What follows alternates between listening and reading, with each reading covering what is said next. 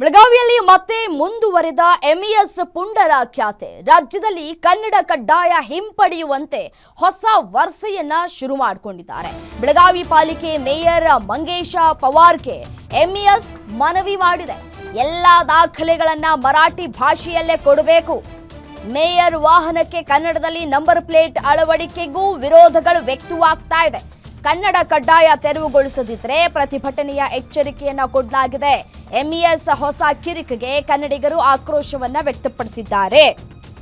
ನೀವೆಷ್ಟೇ ಖ್ಯಾತೆ ತೆಗೆದ್ರೂ ಕರ್ನಾಟಕದಲ್ಲಿ ಕನ್ನಡವೇ ಸಾರ್ವಭೌಮ ಅನ್ನೋದು ಈಗಾಗಲೇ ಸಿಎಂ ಸಿದ್ದರಾಮಯ್ಯನವರ ಹಾದಿಯಾಗಿಯೂ ಕೂಡ ಪ್ರತಿಯೊಬ್ಬರು ಕೂಡ ಹೇಳ್ತಾ ಇದ್ದಾರೆ.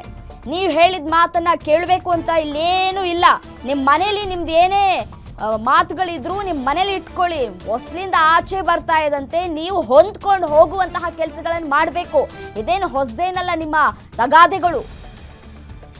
ಬಹಳಷ್ಟು ವರ್ಷಗಳಿಂದ ಇದೇ ರೀತಿಯಾಗಿ ಕಿರಿಕನ್ನ ಮಾಡ್ಕೊಳ್ತಾ ಬಂದಿದ್ದೀರಿ. ಮಹಾನಗರ ಪಾಲಿಕೆ ಮೇಯರ್ ಮಂಗೇಶ ಪವಾರ್ಗೆ ಮನವಿಯನ್ನ ಸಲ್ಲಿಕೆ ಮಾಡಿದ್ದಾರೆ. ಮರಾಠಿ ಭಾಷೆಯಲ್ಲಿಯೇ ದಾಖಲೆಗಳನ್ನ ಕೊಡಬೇಕು ಅಂತ ಹೇಳಿ. ಇದರ ಜೊತೆಗೆ ಈ ಮೇಯರ್ ಮಂಗೇಶ್ ಪವಾರ್ ಇದ್ದಾರಲ್ಲ, ಅವರ ವಾಹನಕ್ಕೆ ಏನು ಕನ್ನಡದ ಭಾಷೆ ನಂಬರ್ ಪ್ಲೇಟ್ ಅನ್ನ ಅಳವಡಿಕೆ ಮಾಡಿದ್ದಾರೋ ಅದಕ್ಕೂ ಕೂಡ ವಿರೋಧವನ್ನ ವ್ಯಕ್ತಪಡಿಸ್ತಾ ಇದ್ದಾರೆ. ಬೇಕಿದ್ರೆ ನಿಮ್ಮ ಕಾರುಗಳಿಗೆ ನಿಮ್ಮ ಭಾಷೆ ಬೇಕಿದ್ರೆ ನೀವು ಬಳಕೆ ಮಾಡ್ಕೊಳ್ಳಿ, ಅದಕ್ಕೆ ಯಾರು ಬೇಡ ಅಂತ ಹೇಳ್ತಾರೆ. ಇರುವಂತಹ ನಿಯಮಗಳನ್ನ ಗಾಳಿಗೆ ತೂರಬೇಕು ಅಂತ ಯಾರೂ ಕೂಡ ಹೇಳಿಲ್ಲ.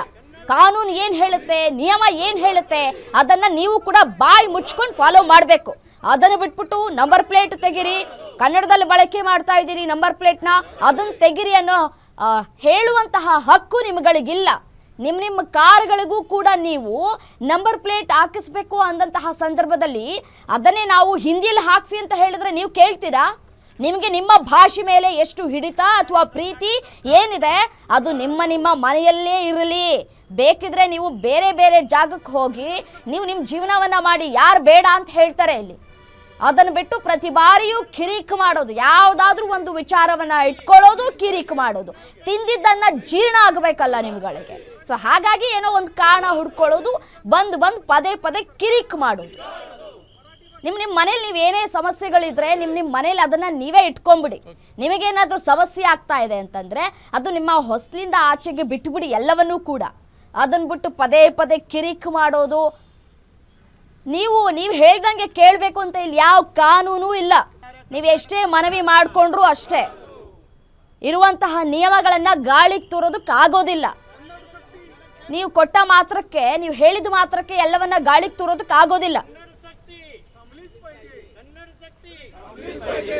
ಡೀಟೇಲ್ಸ್ ಕೊಡ್ತಾರೆ ರಾಜೇಶ್, ದೂರವಾಣಿ ಸಂಪರ್ಕದಲ್ಲಿದ್ದಾರೆ. ಎಸ್ಎನು ರಾಜೇಶ್, ಏನಿದು ಎಂಇಎಸ್ ಪುಂಡರ ಖ್ಯಾತೆ? ಪದೇ ಖ್ಯಾತೆ ತೆಗೆದೇ ಇದ್ರೆ ನಿದ್ದೆ ಬರೋದಿಲ್ಲ ಅಂತ ಕಾಣಿಸುತ್ತೆ. ಇವ್ರದ್ದೇನು ಈ ಮನವಿಗಳೆಲ್ಲ ಏನಿದ್ದಾವ ಅವ್ರ ಮನೇಲಿ ಇಟ್ಕೊಳಕ್ ಹೇಳಿ.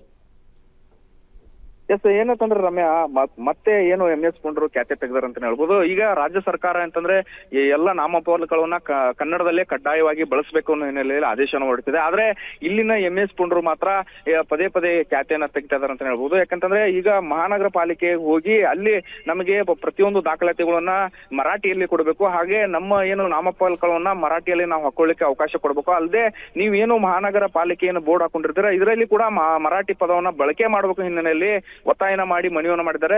ಇದು ಒಂದು ರೀತಿಯಲ್ಲಿ ಕನ್ನಡ ಪರ ಹೋರಾಟಗಾರರಿಗೆ ಅವರಿಗೆ ಒಂದು ರೀತಿಯಲ್ಲಿ ಆಕ್ರೋಶಕ್ಕೆ ಕಾರಣವಾಗಿದೆ ಅಂತ ಹೇಳ್ಬೋದು. ಸಾಕಷ್ಟು ಪದೇ ಈ ರೀತಿ ಖ್ಯಾತೆ ತೆಗೆಯುವಂತ ಕೆಲಸವನ್ನ ಮರಾಠಿ ಪುಂಡರು ಮಾಡ್ತಾ ಇದ್ದಾರೆ. ಆದ್ರೆ ಸರ್ಕಾರ ಕೂಡ ಅವರಿಗೆ ಚಾಟಿ ಬೀಸುವಂತ ಕೆಲಸವನ್ನು ಕೂಡ ಮಾಡ್ಬೇಕು. ಯಾಕಂದ್ರೆ ಇಲ್ಲಿ ಕನ್ನಡ ಪ್ರಾಧಿಕಾರ ಏನೋ ಕೂಡ ನೇಮಕವಾಗಿದೆ. ಅಲ್ಲದೆ ಈಗಾಗಲೇ ಎಚ್.ಕೆ. ಪಾಟೀಲ್ ಅವರನ್ನು ಕೂಡ ಅಧ್ಯಕ್ಷರಾಗಿ ನೇಮಕವನ್ನು ಮಾಡಿದ್ದಾರೆ. ಆದ್ರೆ ಈ ರೀತಿ ಪುಂಡರ ಏನು ಇವರು ಪದೇ ಈ ಖ್ಯಾತೆ ತೆಗೆದ್ರಿಂದ ಸಾಕಷ್ಟು ಕನ್ನಡಿಗರ ಮನಸ್ಸಲ್ಲಿ ಸಾಕಷ್ಟು ನೋವು ಉಂಟು ಮಾಡ್ತಾ ಇದೆ.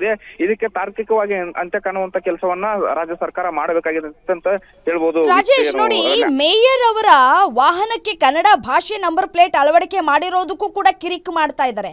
ಇದೆಲ್ಲ ಕಿರಿಕ್ ಏನೇ ಇದ್ರು ಮಹಾರಾಷ್ಟ್ರಕ್ಕೆ ಹೋಗಿ ಇಟ್ಕೊಳಕ್ ಹೇಳಿ. ಇದು ಕರ್ನಾಟಕ, ನಾವೇನ್ ಮಹಾರಾಷ್ಟ್ರದಲ್ಲಿ ಜೀವನ ಮಾಡ್ತಾ ಇಲ್ಲ ಅಥವಾ ಬದುಕ್ತಾ ಇಲ್ಲ. ಹೌದು ರಮ್ಯ, ಏನಂತಂದ್ರೆ ಅವರ ಏನು ವಾಹನಕ್ಕೆ ನಂಬರ್ ಇದೆ ಅದನ್ನು ಕೂಡ ಮರಾಠಿಯಲ್ಲಿ ಬಳಸ್ಬೇಕು ಅನ್ನೋ ನಿಟ್ಟಿನಲ್ಲಿ ಖ್ಯಾತಿಯನ್ನ ತೆಗಿತಾ ಇರೋದು. ಯಾಕಂದ್ರೆ ಇವರು ಏನು ವಾಸಿಸ್ತಾ ಇರೋದು ಕನ್ನಡದಲ್ಲಿ, ಯಾಕಂದ್ರೆ ಇಲ್ಲಿ ಸುತ್ತಮುತ್ತಲ ಬೆಳಗಾವಿಯ ಸುತ್ತಮುತ್ತಲು ಸುಮಾರು ಹಳ್ಳಿಗಳಲ್ಲಿ ಮರಾಠಿ ಅತ್ಯಧಿಕವಾಗಿ ಭಾಷೆಯನ್ನು ಬಳಸ್ತಾರೆ. ಆದ್ರೆ ಅದನ್ನೇ ಇವರು ಅಸ್ತ್ರವಾಗಿ ಬಳಸಿಕೊಂಡು ಸಾಕಷ್ಟು ಪ್ರಮಾಣದಲ್ಲಿ ಮರಾಠಿಗರು ಇಲ್ಲಿ ಇದ್ದಾರೆ. ಹೀಗಾಗಿ ನೀವು ಬಳಕೆ ಮಾಡುವಂತ ಪದವು ಕೂಡ ಮರಾಠಿ ಆಗಿರ್ಬೇಕು ಅನ್ನೋಲ್ಲಿ ಖ್ಯಾತಿಯನ್ನ ತೆಗಿತಾ ಇದ್ದಾರೆ. ಈ ಹಿಂದೆ ಕೂಡ ಗ್ರಾಮ ಪಂಚಾಯತಿಯಲ್ಲಿ ಹೋಗಿ ಕೂಡ ದಬ್ಬಾಳಿಕೆ ಮಾಡುವಂತ ಕೆಲಸ ಆಗಿತ್ತು. ಹಲವಾರು ಬಾರಿ ಏನು ಕನ್ನಡಿಗರ ಮೇಲೆ ಹಲ್ಲೆ ಮಾಡುವಂತ ಕೆಲಸ ಆಗಿತ್ತು. ಪದೇ ಪದೇ ಇವರು ತಮ್ಮ ಏನು ಖ್ಯಾತಿಯನ್ನ ಮುಂದುವರಿಸಿದ್ದಾರೆ ಅಂತಾನೆ ಹೇಳ್ಬೋದು ರಮ್ಯಾ. ಥ್ಯಾಂಕ್ ಯು ತಮ್ಮ ಮಾಹಿತಿಗೆ ರಾಜೇಶ್. ಓಕೆ.